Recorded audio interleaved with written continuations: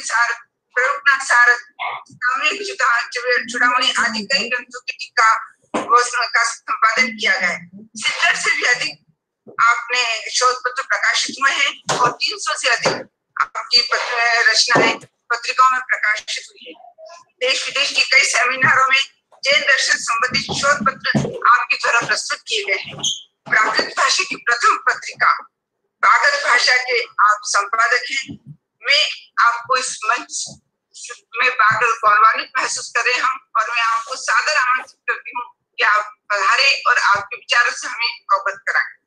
आदरणीय अनेकांत जी जैन साहब, आदरणीय अनेकांत जी जैन साहब अनम्यूट किया जाए। आपके बारे में कहना चाहूंगी कि अनेक गुणों से शंकारित थे, अनुभव ज्ञान का है भंडार, जैन समाज की गौरव है आप, अभिनंदन करे स्वीकार, अभिनंदन करे स्वीकार।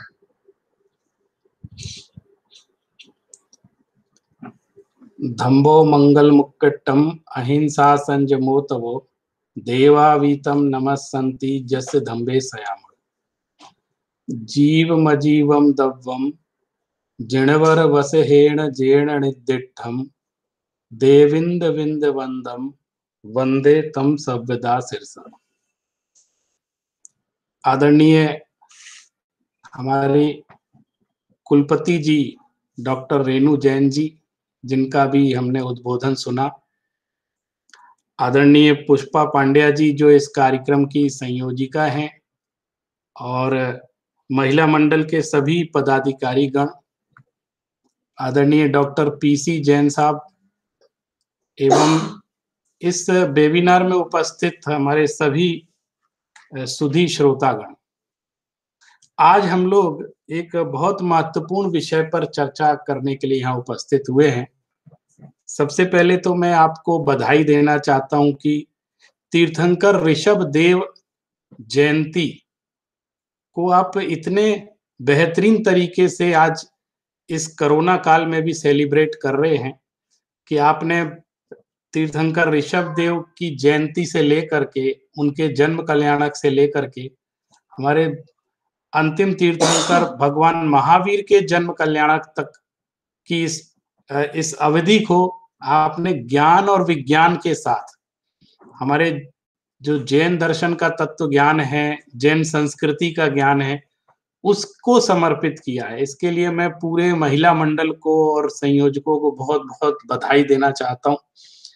आज हमने जो ये विषय रखा है, मेरा जो टॉपिक है वो है किस भरत का भारत। ये क्वेश्चन मार्क लगा करके मैंने अपनी बात कहना चाहिए है। मैं आपको बताऊं कि इस पर मैंने लगभग आज से 15 साल पहले एक रिसर्च पेपर भी लिखा था, और वो रिसर्च पेपर मैंने एक प्रतिक्रिया के स्वरूप लिखा था।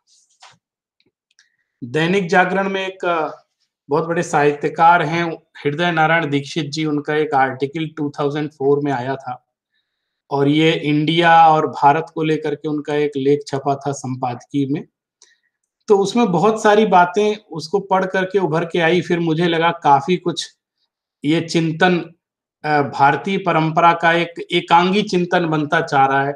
लोग तथ्यों को नकार रहे हैं और आग्रह बुद्धि हावी होती चली है, और उसके कारण से जो वास्तविक इतिहास है या हमारी जो वास्तविक परंपरा है उसकी उपेक्षा की जा रही है। या तो वो सांप्रदायिक मोह के कारण से, या विद्वेष के कारण से, या अज्ञानता के कारण से ऐसा हो रहा है। तो मैंने उस समय जो बात लिखी थी, कही थी, और आज चूंकि आचार्य विद्यासागर महाराज जी की प्रेरणा से भी एक पूरे देश में आंदोलन चल रहा है कि हमें अपने देश का नाम भारत ही कहना चाहिए, अन्य कोई नाम हमको अपने देश का नहीं लेना चाहिए। और पूरी दुनिया के इतिहास में किसी भी देश के दो नाम नहीं, लेकिन हमारा भारत का ही एक दुर्भाग्य ऐसा रहा कि इसको दो नामों से पुकारा जाता रहा, और संविधान में भी ऐसा लिखा कि इंडिया जो है भारत, इस तरह जैसे उसका वर्ड मीनिंग कर रहे हो, जबकि उसका उससे कोई संबंध नहीं था। हमारी जो अंग्रेजों का जो सोचने का नजरिया था वो एक अपनी मर्यादा में रहकर करते थे, उनको जितना ज्ञान था उसी से देखते थे।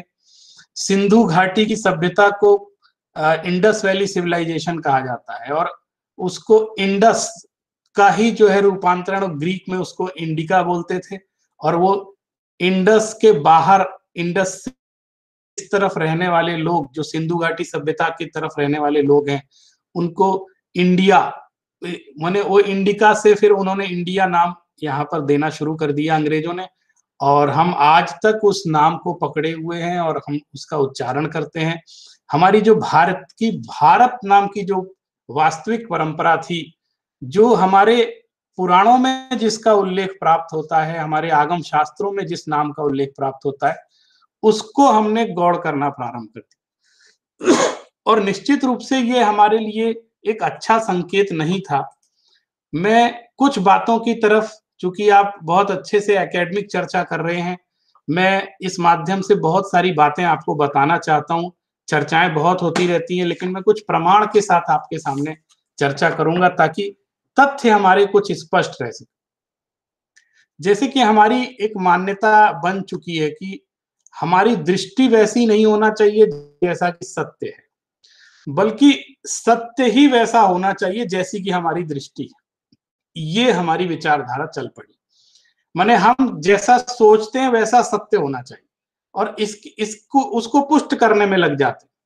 और हमको तो बड़ा आश्चर्य होता है कि आज के इतने बड़े वैज्ञानिक युग में, जहां तथ्य और प्रमाण में रहकर ही सारी बातें कही जाती हैं, हम अपनी मान्यता को सुधार नहीं पा रहे।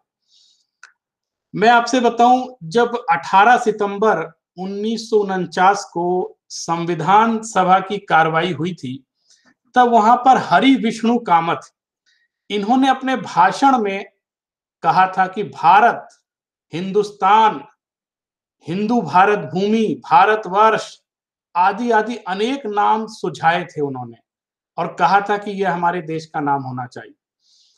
और उन्होंने एक उदाहरण ये भी दिया था कि जैसे दुष्यंत का पुत्र था भरत, उसके नाम पर भारत नाम होना चाहिए, ऐसा भी उन्होंने उस समय कहा था। और दुष्यंत आप जानते हैं, जो अभिज्ञान शाकुंतलम बड़ा प्रसिद्ध नाटक है कालिदास का, उसमें जो दुष्यंत है उसका पुत्र है भरत, तो उसके नाम पर बात कही जाती है। तो हमारे हृदय नारायण दीक्षित जी ने एक लेख लिखा, बहुत सम्मानीय विद्वान, बड़े अच्छे विचारक रहे हैं, उन्होंने लेख लिखा दैनिक जागरण में, और ये उन्होंने टॉपिक उस समय लिखा था, आज के लिए बड़ा रेलेवेंट है वो, अगर आर्टिकल कहीं हमको मिल जाए तो निश्चित पढ़ना चाहिए, कि भारत क्यों हो गया इंडिया। इस पर उन्होंने विचार मंथन किया था, और ये हमारा इस समय आंदोलन भी चल रहा है, तो हमको उन बातों को भी देखना चाहिए कि कितनी विचारधारा चली आ रही है इस दृष्टि से। और वो अपने लेख में एक बहुत महत्वपूर्ण बात लिखते हैं, वो कहते हैं कि संविधान सभा ने भारत को इंडिया नाम देकर अच्छा नहीं किया। उस समय वो बात उनकर आक्षेप कर रहे थे संविधान सभा के ऊपर, और कहते हैं जो भारत है उसका नाम ही भारत है, ये होना चाहिए। यह उसमें जो संविधान में लिखा है कि इंडिया जो भारत है, इसको पारित करवा कर उन्होंने कहा, उस समय जो सत्ता में आरूढ़ लोग थे, उन्होंने नए राष्ट्र के रूप, स्वरूप, दशा, दिशा, नवनिर्माण, भविष्य और नाम को लेकर 2 धाराएं बना दी थी। और वो 2 धाराएं किस तरह की थी? एक धारा भारतीय थी और दूसरी धारा इंडियन थी। इस 2 धारा को लोग देख रहे थे उस समय, एक भारतीयता की बात करता था, एक इंडियन। तो वो कहते हैं कि जो महात्मा गांधी, डॉक्टर राम मनोहर लोहिया, डॉक्टर हेडगेवार, बंकिम चंद्र, सुभाष चंद्र बोस, ये भारतीय धारा के अग्रज है, और बड़े स्पष्ट रूप से आक्षेप करते हुए बात कहते हैं कि पंडित जवाहरलाल नेहरू पर जो सम्मोहित धारा थी वो इंडियावादी थी। उन्होंने सारा का सारा जो आरोप जो है वो नेहरू जी पर वहां पर लगा दिया। और दीक्षित जी ने अपनी एक बात शुरू की, एक टॉपिक से शुरू की थी कि चूकें किससे नहीं होती, यहां से शुरू हो गए। चूक तो सबसे होती है, संविधान सभा से भी चूक हुई है, वो ये कहना चाहते। तो चूकें किससे नहीं होती, इससे बात उन्होंने शुरू की थी, और उनकी इसी पंक्ति को मैंने आदर्श वाक्य मानते हुए कुछ और बातें उनसे कहना चाहिए। कि चूकें आपसे भी हुई हैं। और वो चूकें कैसी हुई हैं कि आपने एक तीसरी धारा जो श्रमण संस्कृति की धारा थी, उसकी तरफ देखना आपने उचित नहीं समझा, या उस तरफ गंभीरता से विचार करना उचित नहीं समझा। जबकि मैं आपको बताऊं कि जब ये नाम पढ़ रहा था संविधान में कि क्या भारत का नाम क्या होना चाहिए, तो हमारा जो जैन सम्राट था खारवेल, वो उदयगिरी खंडगिरी की गुफाओं में वहां पर शिलालेख लिखा है, जहां पर सबसे पहले हमें शिलालेखीय नमोकार मंत्र का उल्लेख मिलता है, नमो अरहंताम ऐसा लिखा हुआ मिलता है। माने सबसे प्रामाणिक, यदि शिलालेखीय प्रमाण में अगर हम खोजें तो सबसे प्राचीन प्रमाण वही उदयगिरी खंडगिरी की गुफा में मिलता है नमोकार मंत्र का। और उसी में ही एक पंक्ति में लिखा हुआ है प्राकृत भाषा में भरतवश। और जब वो ला करके पंडित जी को बताया गया, नेहरू जी को, कि ये नाम मिला है, तो उन्होंने ये निर्णय लिया था कि ये जो शिलालेखी प्रमाण मिला है देश के नाम का, ये ही सबसे बड़ा प्रमाण है और इस देश का नाम भारतवर्ष होना चाहिए। तो ये भारतवर्ष नाम उस आधार पर भरतवश जो पंक्ति थी उसके नाम पर दिया गया था। अब आज बहुत मॉडर्न जमाना है, बहुत सारी रिसर्च हो रही है और बहुत सारे परिणाम निकल करके आ रहे हैं, तब हम लोगों को ये बात बहुत उदारता के साथ स्वीकार करना चाहिए कि अयोध्या, उत्तर प्रदेश में जो अयोध्या है, वो तीर्थंकर ऋषभ देव की जन्मभूमि है। और आज अयोध्या नगरी की अगर आपको रचना देखनी है तो आपको अजमेर में जो सोनी जी की नशिया में अयोध्या नगरी की एक स्वर्ण रचना भी बनी हुई है, उस तरफ जा करके देखिए कितनी सुंदर अयोध्या थी। वो शास्त्रों के अनुसार उस अयोध्या नगरी का निर्माण किया गया, तो कितनी सुंदर अयोध्या थी। और अयोध्या में जो पुरातात्विक प्रमाण जितने मिलते हैं उसमें जैन, अगर आप सबको सामान्य विचारधारा में देना चाहें कि तो सब हिंदू प्रतिमाएं हैं तो बात अलग है, लेकिन जब आप डिवीजन करेंगे तो आपको ये बात माननी पड़ेगी कि अगर अयोध्या के भी पुरातात्विक प्रमाण मिल रहे हैं तो उसमें हमारे तीर्थंकरों की प्रतिमाएं वहां पर पुरातत्व विभाग को प्राप्त हुई हैं। और जब मिली थी उस समय अखबारों में भी आया था, और इसके भी प्रमाण वहां लखनऊ के जो संग्रहालय में हम देख सकते हैं, जो राजकीय संग्रहालय। अब हमको ये देखना है कि तीर्थंकर ऋषभ देव एक ऐसे दार्शनिक राजा थे इस देश के, और उनका इतना बड़ा उपकार पूरी समाज के ऊपर, पूरे राष्ट्र के ऊपर था कि किसी भी परंपरा ने उनको, ऐसा नहीं हुआ कि उनको याद ना किया हो। अपने अपने रूप में लोगों ने उनको याद किया। जैन परंपरा तो उनको प्रथम तीर्थंकर के रूप में मानती है, लेकिन हमारे जो वैदिक परंपरा है वो भी तीर्थंकर ऋषभ देव को विष्णु का पहला अवतार मान करके स्वीकार कर लेते।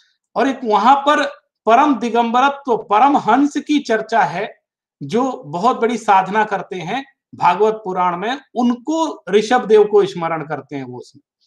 तो ऋषभ देव एक ऐसी धारा से जुड़ते हैं जहां पर वैदिक और श्रमण दोनों एक हो जाते हैं। और ऋषभ देव को अगर हम स्मरण करते हैं तो ऋषभ देव का जो योगदान था उस उतना ही, माने उनकी परंपरा में जो उनके पुत्र हुए भरत बाहुबली, तो चक्रवर्ती भरत का भी योगदान बहुत इस देश उसका ऋणी रहेगा, उन्होंने जो योगदान दिया। और पूरे जितने भी पुराण हैं, चाहे वैदिक पुराण हो चाहे जैन पुराण हो, इन सब ने एक स्वर में ये बात कही है कि ऋषभ के पुत्र भरत के नाम पर ही इस देश का नाम भारत पड़ा। छोटी सी बात आप लोग अधिकतर जानते भी होंगे कि ऋषभ देव के पिता नाभिराय थे। तो हमें ये बात भी विचार करनी, भारत का प्राचीन नाम क्या है।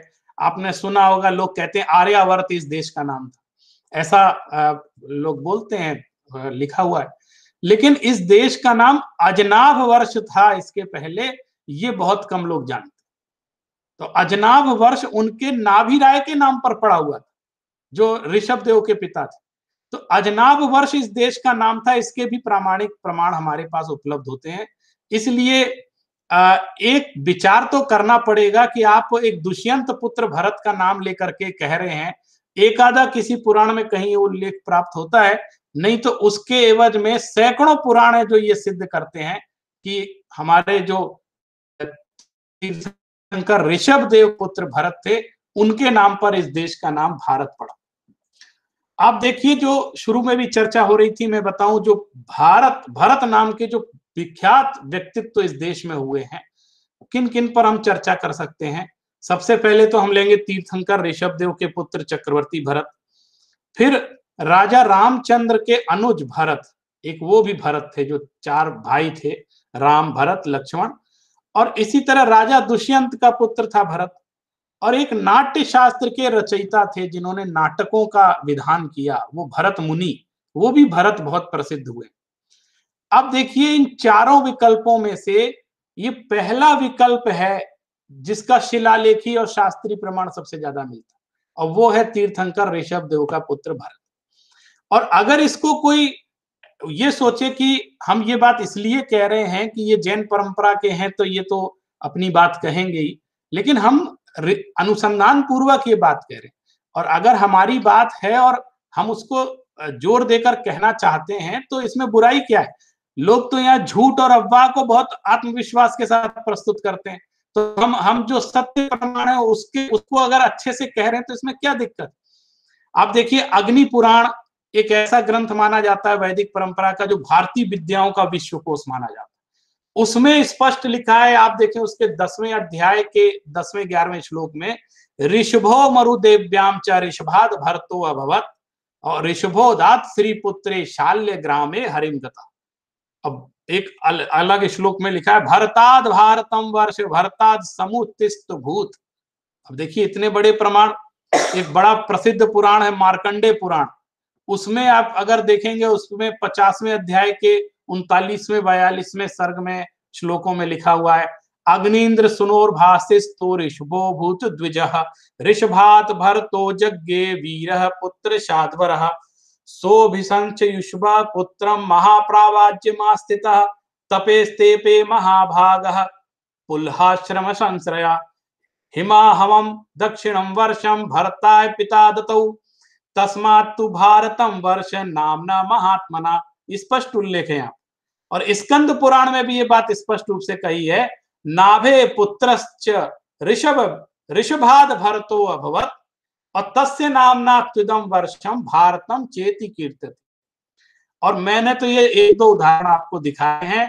मैं नाम लूं भागवत पुराण, भागवत में चर्चा है, शिव पुराण में चर्चा है, महापुराण में चर्चा है, ब्रह्म पुराण पूर्व में, नारद पुराण में, लिंग पुराण में, इस तरह सैकड़ों ग्रंथों में इस तरह करके शंखनाद किया गया है कि ऋषभ का पुत्र ही भरत है और उसी को भारतवर्ष कहा जाता है। ये नामकरण हम तीर्थंकर ऋषभ देव के पुत्र के नाम पर ही। अब आप इन सैकड़ों पुराणों की बातों को ठुकरा सकते हैं। बहुत हमारे माननीय उत्तर प्रदेश के मुख्यमंत्री योगी जी ने एक ट्वीट करके कहा था कि दुष्यंत पुत्र भरत के नाम पर भारत, ऐसे बोल देते क्योंकि मालूम नहीं है बातें।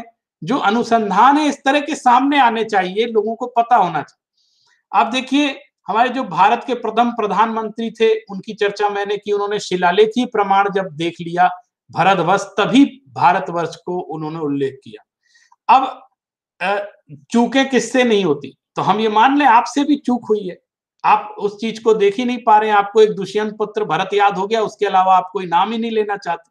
तो ये भी तो याद रखिए, ये इतिहास को नकारना नहीं है तो क्या है? क्या ऋषभ भारतीय संस्कृति नहीं है? क्या भरत भारतीय संस्कृति के प्रतीक नहीं है? क्या श्रमण संस्कृति भारतीय संस्कृति नहीं है? जब श्रमण संस्कृति की चर्चा आती है तो क्यों उदासीनता छा जाती है, मुझे ये समझ में नहीं आता। इस चीज पर बहुत विचार करना चाहिए हमारे इतिहासज्ञों को। मैं बड़ा पुण्य स्मरण करना चाहता हूं हमारे डॉक्टर वासुदेव शरण अग्रवाल जी, जो भारतीय दर्शन और भारत के इतिहासज्ञ थे, बहुत बड़े कला पुरातत्व के मर्मज्ञ थे।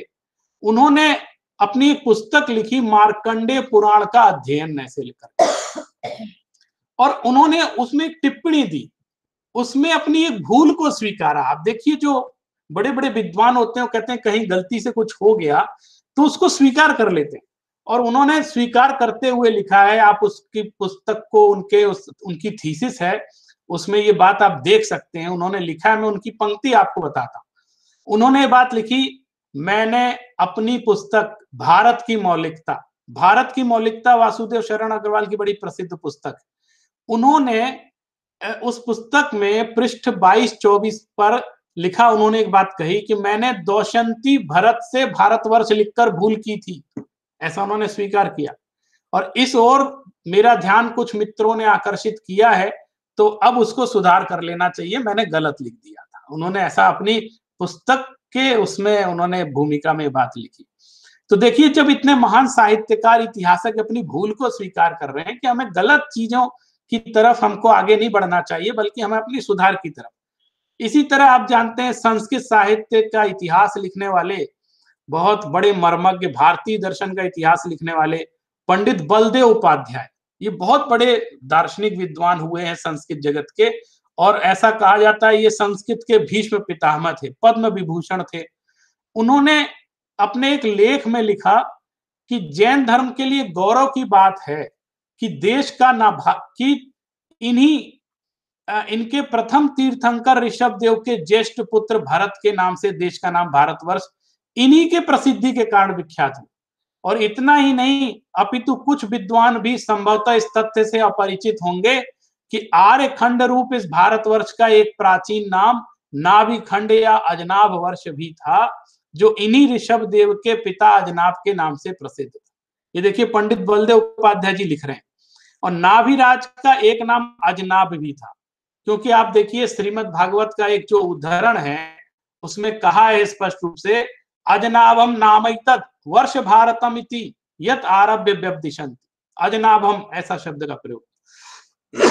तो ये नाभिराय के ऊपर लिखा था। वो आगे लिखते हैं कि इस तरह के प्रमाणों के आधार पर उन लोगों की आंखें खुल जानी चाहिए, अर्थात भ्रांतियां मिट जानी चाहिए, जो दुष्यंत पुत्र भरत या अन्य को इस देश के नामकरण से संबद्ध करते हैं।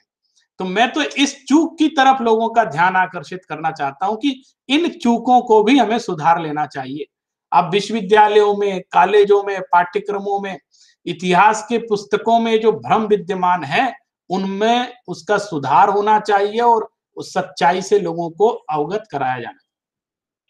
मेरा तो एक बार मैंने अमिताभ बच्चन को पत्र लिखा था, कौन बनेगा करोड़पति, और उनसे भी ये बात कही थी, क्योंकि जब आपने देखा होगा कौन बनेगा करोड़पति, ये पहला भाग जब सबसे शुरू में आया था, तो एक बार हम लोग बैठे थे तो वहां पे ये पूछा कि भारत देश का नाम कैसे पड़ा, किसके नाम पर, तो उसमें 4 ऑप्शन दिए थे और उस ऑप्शन में ऋषभ पुत्र भरत के नाम पे भारत पड़ा, ये ऑप्शन ही नहीं था।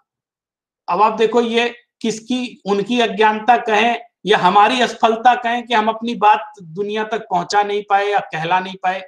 हमने उनको पत्र लिख के बात कही थी, ऑब्जेक्शन किया था, और अब जो प्रतियोगी था उसको उन्हीं 4 गलत उत्तर में से एक उत्तर चुनना पड़ा और उसको सही मान लिया गया था। तो जब हम ऑप्शन में भी नहीं आते हैं, अब ये भी देखिए 4 विकल्पों में भी आप ऋषभ पुत्र भरत का नाम भारत नहीं लिख पाए। आपकी अगर मान्यता भी दुष्यंत पुत्र भरत की होती तो भी एक ऑप्शन के रूप में तो रख सकते थे, लेकिन वो भी 4 ऑप्शन में भी एक ऑप्शन नहीं था। तो इस तरह बहुत सारी बातें हम लोग, जब प्रतियोगिताएं, परीक्षाएं होती हैं, कॉम्पिटिशन्स होते हैं स्टूडेंट्स के लिए, तो उनमें भी इस तरह की बातें बहुत पूछी जाती है। और मुझे तो आश्चर्य तब एक और भी हुआ कि हंस पत्रिका, एक आप देखे होंगे हिंदी साहित्य की एक बड़ी प्रसिद्ध पत्रिका है हंस, उसके अतिथि संपादक, आप देखिए सब पढ़े लिखे लोग हैं, विद्वान हैं, उन्होंने प्रेम कुमार मणि ने अपनी संपादकीय में ये लिखा कि मिथकी कथा के अनुसार हमारे भारत का नाम शकुंतला पुत्र के नाम पर पड़ा है, भारत। तो जब मैंने ये पढ़ा तो मुझे लगा इस भ्रांति का बहुत निराकरण आवश्यक है, नहीं तो हम लोग एक गलत दिशा में चले जाएंगे और हमारा जो वास्तविक साहित्य है उसकी तरफ देख नहीं पाएंगे। मेरा तो आप सभी से भी ये निवेदन है कि जितना भी हो सके इस चीज का प्रचार किया जाना चाहिए और अनुसंधान पूर्वक प्रचार किया जाना चाहिए। ये नहीं कि हम सिर्फ लंबे लंबे भाषण दें, हम प्रमाण के साथ अपनी बात कहें, क्योंकि प्रमाण हमारे साथ है, हमारे पक्ष में है प्रमाण। और ये भारतीय संस्कृति की बात है, ये सिर्फ जैन संस्कृति की बात नहीं है। भारतीय संस्कृति का अगर इतिहास हमें वास्तविक रूप से सुरक्षित रखना है तो हमें अपनी भाषा को सुरक्षित रखना पड़ेगा और जिसने जो योगदान दिया है उसको ईमानदारी से स्मरण करना पड़ेगा, तब जाकर के भारतीय संस्कृति सुरक्षित होगी। सिर्फ शोर मचाने से या भाषण देने से या नारेबाजी करने से भारतीय संस्कृति सुरक्षित नहीं होगी। इसलिए हमको इन चीजों पर बहुत ध्यान देना चाहिए और मैंने कुछ प्रमाण आपके सामने रखे। हमें अपना मिथ्या आग्रह छोड़ करके, हमें दुराग्रह छोड़ करके सत्याग्रही बनने, तभी हम इस भारत को समझ सकते हैं, इस राष्ट्र को समझ सकते हैं और भारतीय संस्कृति को समझ सकते हैं। आप सभी ने मुझे यहाँ बोलने का अवसर प्रदान किया और मैं इस सब के लिए आपने बहुत धैर्य पूर्वक मेरी बातों को सुना। इसके लिए मैं आप सभी को बहुत-बहुत धन्यवाद देता हुआ अपनी वाणी को विराम देता हूँ। जय जिनेंद्र, नमो जेडाड़ो। बहुत-बहुत धन्यवाद अनेकांत जी साहब, आपने बहुत ही तथ्यपूर्वक ऐतिहासिक तथ्यों के साथ जानकारी दी। पर मुझे लगता है कि हम और हमारा समाज ही सोया हुआ है, क्योंकि जब तक हम इस तरह की अफवाहों का या गलत बातों का खंडन नहीं करेंगे वो बढ़ती जाएंगी। हम तो सोचते हैं कि हमने अपना लोटा छान लिया, पी लिया, इससे ज्यादा हमको कुछ नहीं करना है। हमको उस मानसिकता से ऊपर उभरना पड़ेगा। दूसरी बात, एक सबको जानकारी तो शायद काफी लोगों को होगी कि दिल्ली में जो अक्षरधाम मंदिर है हिंदुओं का, उसमें जो सामने बगीचा है मंदिर के सामने,